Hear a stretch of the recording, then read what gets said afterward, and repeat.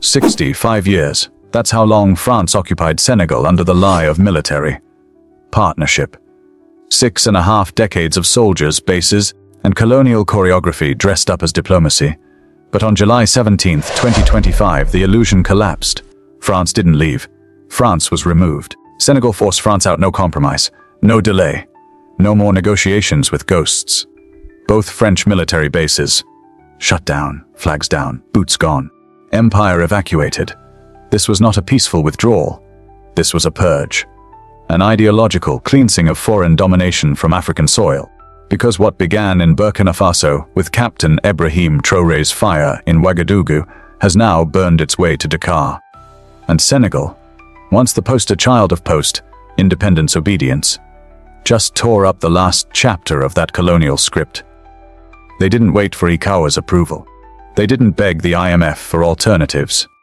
They didn't even officially join the AES bloc. But they moved like one.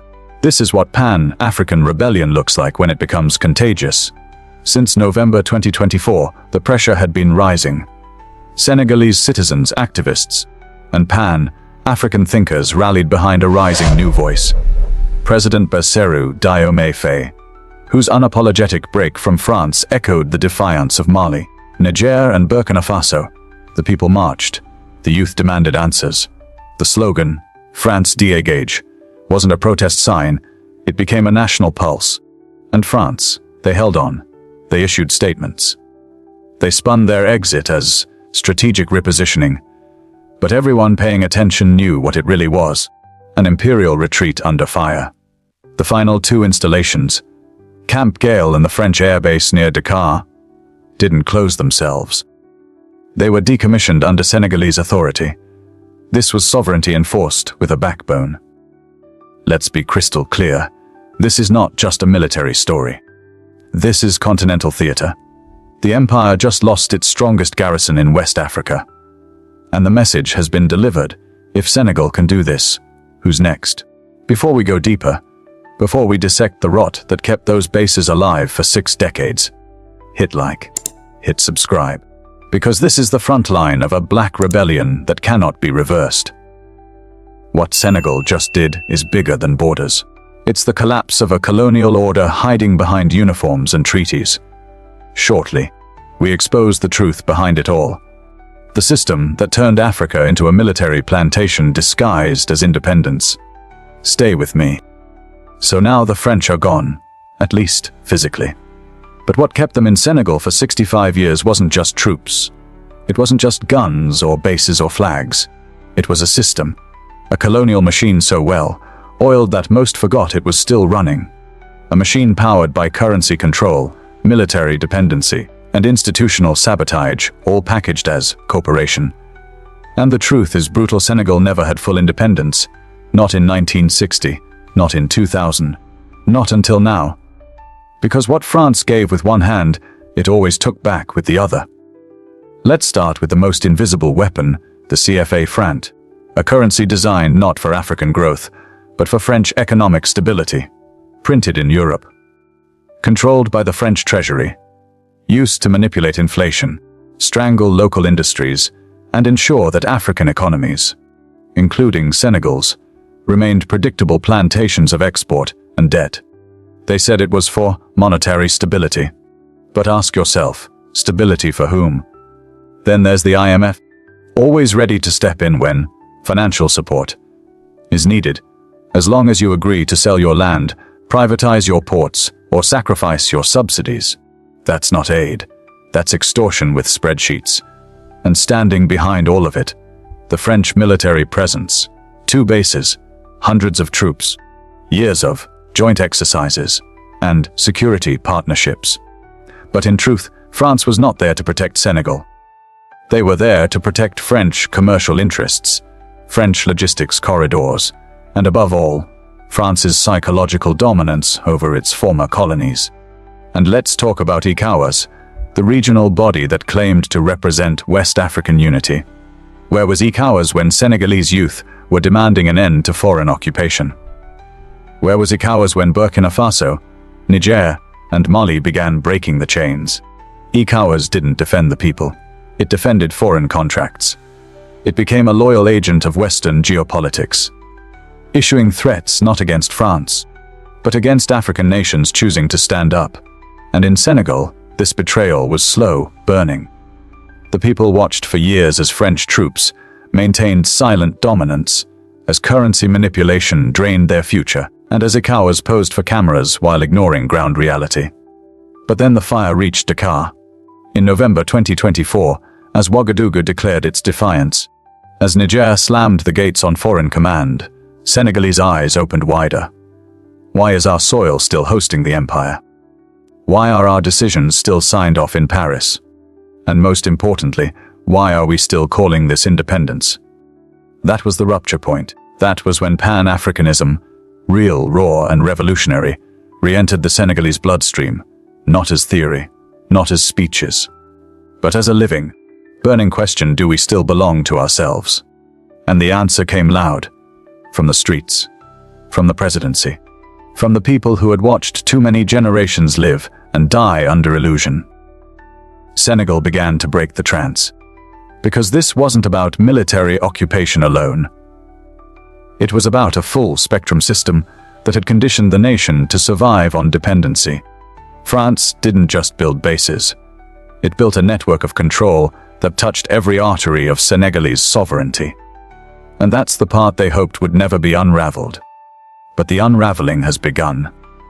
Because once a people begin to see the strings, the currency trap, the IMF leash, the ECOWAS betrayal, they don't just pull them, they cut them. And now that Senegal has taken the blade to France's last visible thread, the military, the real question becomes, what happens to the invisible ones? What happens when a nation not only removes the boots from its soil, but removes the ghosts from its economy, its governance, and its mindset? In a moment, we walk directly into that rupture. Because Senegal didn't just reject the system. They made a move that could inspire every African state still pretending to be free. Don't go anywhere. They told us the fire wouldn't reach Senegal. That Ouagadougou was an exception. That Burkina Faso was unstable. That Niger and Mali had gone rogue. That Senegal would remain loyal, orderly, compliant. The model student of Francofrique. But what the empire didn't calculate is what happens when the so-called model student starts thinking for itself. Because while ECOWAS was busy policing rebellions, while France was still planning military drills in Dakar, the Senegalese people were rewriting the script in silence. It began with whispers. November 2024, activists, scholars, and the working poor all asking the same forbidden question. Why is France still here? Why are we still hosting the same military power that carved us up, drained our economy, and called it protection? Why are our cities still crawling with foreign soldiers 6 decades after so-called independence? And why is the only security they offer the kind that points guns inward? Those whispers became chants. The chants became marches. And from that rising tide, a new presidency emerged, one not sponsored by France. Bassirou Diomaye Faye didn't come to play diplomat. He came to bury illusions. Under his leadership, the final push began, a calculated, deliberate dismantling of France's military apparatus in Senegal. This wasn't symbolic. This was operational sovereignty. First came the back-channel refusals. No more renewal of defense accords. No more counterterrorism coordination that left France in control. Then came the timeline: all French military assets must be gone. Not moved, not reassigned, gone. By July 2025 it was done. Camp Gale, handed over. The airbase outside Dakar, stripped of tricolor command. French troops, gone. No joint press conference. No, thank you for your service. Just a clean break, sharp as a guillotine. And France, they tried to spin it. Tried to tell the world it was mutual. That they completed their mission. But let's be honest, the only mission completed was colonial extraction. And Senegal just shut it down. What makes this move even more surgical is that Senegal isn't even part of the AES bloc. No formal allegiance, no signed charter, but the ideology, flames identical to Ouagadougou. A quiet alignment with the Sahel rebellion that proved something dangerous to the empire.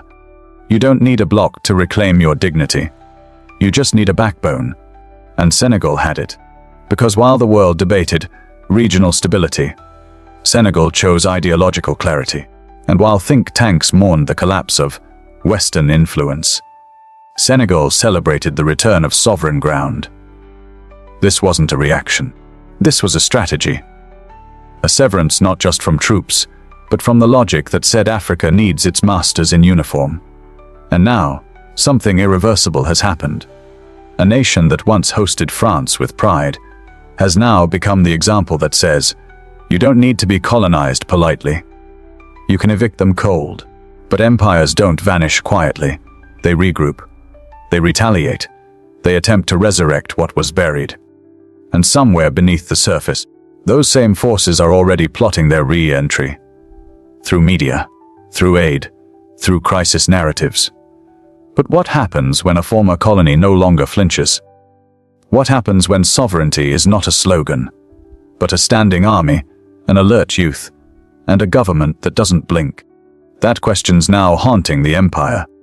And what comes next will determine whether France's exit from Senegal was the end of something, or just the beginning of a continental chain reaction they can no longer contain. Stay sharp. Empires don't disappear, they recalculate. When the final French troop left Senegalese soil in July 2025, it wasn't the end of the occupation. It was simply the moment it changed form. Because France didn't pack up its ambitions with its soldiers, it simply moved the war to new terrain: public opinion, media manipulation, soft coups, IMF leashes, think tank condemnation, crisis diplomacy. The boots are gone, yes, but the claws remain. And now, with Senegal having cut the most visible chain of colonial control, the backlash is erupting, not from the front door, but from the walls within. You see, every expulsion comes with a price. And France, like all empires in retreat, doesn't accept humiliation quietly. Barely a week after the base handovers, the noise began. European analysts suddenly labeling Senegal unstable, nationalistic, at risk of falling into the AES orbit. Mainstream Western outlets subtly suggesting the decision was reckless, that security would deteriorate, that terrorist threats may grow without French support. Same narrative, new mask. Meanwhile, diplomatic whispers grew louder. Senegal is isolating itself. Diomaye is aligning with radicals. Paris may reconsider bilateral development support. Let's translate that. They're threatening the purse strings, because that's what happens when the sword no longer works. They reach for the money leash. And back home, the empire's local mouthpieces began to show their faces. Career bureaucrats, pro-Western columnists, old guard politicians with quiet loyalties to Paris, suddenly questioning the wisdom of burning bridges, suddenly warning that economic retaliation could follow, suddenly crying that stability must come before ideology. They were never neutral. They were just waiting. And France knows how to weaponize patience. They know how to wait for elections, how to fund NGOs that seem humanitarian but serve as intelligence fronts, how to cultivate insiders, how to engineer crises that just happen to justify foreign intervention. Again, they've done it before. In Chad, in Mali, in the Central African Republic. And now they're testing Senegal's resolve. The question is no longer whether France will try to return. It's how. Through a scandal, through an elite defection, through international observers deployed in the name of democracy, or maybe through a security event, a sudden uptick in regional violence that just happens to require stabilization partners. Which partners? Well, look who just offered to help. Again, that's the empire's specialty: turn rejection into dependence, turn sovereignty into a crisis, and when the panic sets in, sell the old chains as the only path to safety. But Senegal isn't sleeping. The youth remember what happened in Mali after they rejected foreign command. They watched how Niger's defiance was met with electricity cuts, sanctions, and lies. They saw what happened when Burkina Faso declared its independence, and the media screamed military junta! This isn't new. It's a pattern. And now, the spotlight is on Senegal. The test is whether the people, not just the presidency, can stay alert. Because the enemy is no longer wearing camouflage. Now it wears credentials, it speaks French. It hands out scholarships and loans. It hosts summits on African development, all while planning its return. But the backlash was inevitable. Because what Senegal did shook the blueprint. It embarrassed those still kneeling. It humiliated the colonizer who swore they'd never be ejected. The question isn't whether the West will retaliate. It's whether Senegal will flinch. And somewhere in Paris, a war room is still open. Still charting the fall of Diomaye Faye. Still hoping the people lose interest. Still betting that sovereignty fatigue will set in. But here's the danger they didn't predict. What if the Senegalese people have no intention of going back? What if every act of backlash only sharpens their clarity? What if the purge didn't just remove the troops, but also the fear? Because once you've stood on your own soil without a foreign uniform in sight, you begin to realize how weak the empire really was. And the more they push back, the more they reveal their desperation. Watch what happens next. They said chaos would follow. They warned that the sky would fall, that the economy would collapse, that security would unravel the minute France left Senegal. But the sky didn't fall, it cleared. The withdrawal of French troops didn't unleash terror. It unleashed truth. And what's unfolding in Senegal now, weeks after the empire was evicted, is not crisis, it's coherence. For the first time in 65 years, Senegal controls its own military footprint. No foreign shadow in the barracks. No double chain of command. No outside eyes monitoring national security under the pretense of advisory roles. And despite the West's whisper campaign, despite their media warnings, Senegal hasn't spiraled. In fact, something remarkable is happening. The people are standing taller. Public morale, up. Trust in national leadership, rising. Youth engagement in political education, multiplying. Even Afrocentric ideology, once smeared as fringe or radical, is now the common language of the street. It turns out, the myth was never about needing France. The myth was that without France we would fall. But Senegal didn't fall. It centered itself. The French bases didn't anchor stability. They stalled sovereignty. Their absence hasn't created a vacuum. It's revealed how much capacity was already there, buried beneath years of foreign interference. And now that the veil has lifted, Senegalese citizens are asking harder questions. Why did it take so long? What other foreign entanglements must be cut? And if we can defend ourselves now, what were we really defending then? Across Dakar and beyond, you can feel it. The silence of foreign boots has been replaced by the sound of national ownership. Local security forces are no longer coordinating joint operations. They're operating under a unified command.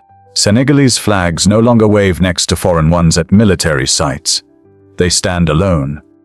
And for the first time in decades, the question isn't how to please Paris. It's how to protect what has finally been reclaimed. Even critics have gone quiet.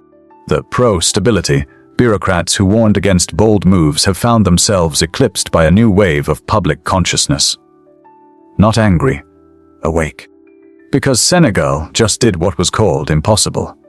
They challenged the old order without falling into chaos. They disrupted a 65-year military entanglement without triggering collapse. They restored dignity, and the world didn't end. It began again. And here's what terrifies the empire most: Senegal did it without permission. No AES charter, no military alliance to hide behind, no safety in numbers. They stood alone, and stood firm. Which means others might start believing they can too. Already, conversations are shifting across the continent. In Ghana, in Togo, in Ivory Coast, the murmurs are getting louder. The Senegal model is being studied, not for its military strategy, but for its ideological precision. Because this wasn't about weapons, it was about will. It wasn't about confrontation. It was about refusing to kneel. And now, the silence left by France's exit is echoing louder than their presence ever did. The West predicted instability. But all they proved is that they were never needed. And the more African nations witness Senegal standing, not suffering, the more that old imperial spell begins to break. Because sovereignty is contagious, and what was once called dangerous now looks like a blueprint. But every blueprint invites sabotage. Every triumph invites infiltration. And while Senegal has won this battle, the game of empire is never truly over. The question now is not whether Senegal can survive without France. They've proven that already. The question is, can the rest of Africa survive without waking up? It's no longer about Senegal. What they did, removing France after 65 years of managed submission, was never just a national decision. It was a signal flare across a sleeping continent. You saw it happen. No IF bailout, no ICAO's permission slip, no NATO transition plan, just a sovereign government, backed by a conscious people, telling an empire, get out. And it worked. But now the spotlight shifts, from Dakar to you. Because this isn't entertainment. This is a continental mirror, and the reflection it casts is brutal. If Senegal, a country still economically tied to France, still shackled by the CFA franc, still navigating a post-colonial elite, could do this, what's your nation's excuse? The days of pretending are over. You can't call it independence while foreign soldiers patrol your land. You can't scream sovereignty while begging Bretton Woods institutions for survival. And you damn sure can't shout Pan-Africanism while your government signs defense pacts with those who enslaved your ancestors. Let's be honest. Most African governments are not sovereign. They are interior departments of Western agendas. They wear African flags, but serve foreign contracts. They fly national colors, but answer to colonial ghosts. And Senegal just shattered their last excuse. They proved that it's not about power. It's about will. Because the empire doesn't own Africa. It only rents it, through leaders too afraid to raise the rent. But now, the landlords are waking up. Senegal just reclaimed its land. Not with tanks, but with clarity. Now the question is, will your nation follow or flinch? Because you can't sit on the fence anymore. The lines have been drawn. The age of soft neutrality is dead. And the West knows it. They're watching, frantically trying to contain the spread. Sending envoys, dangling aid packages, whispering promises of reform. But behind their smiles is one fear they can't hide. What if Africa wakes up for real? And now you, the viewer, must choose your position. Because this channel, this isn't just a YouTube page. This is a war drum. A digital frontline in the ideological rebellion that's sweeping the continent. So let's be clear, are you just watching history? Or are you shaping it? Drop your voice in the comments. Should your country expel all foreign troops? Should African states reject ECOWAS and chart a new sovereign path? Should the AES Bloc expand? Or should every nation forge its own rebellion? Share this with 5 people still trapped in the illusion that France helps. And subscribe to Black Rebellion, because this isn't content. It's confrontation, it's clarity. It's the ideological weapon the empire prays you never pick up. The page has turned, the blueprint has been drawn, and the next wave is coming. But the final question is the most dangerous of all. Are you just a spectator or a soldier for Africa's freedom?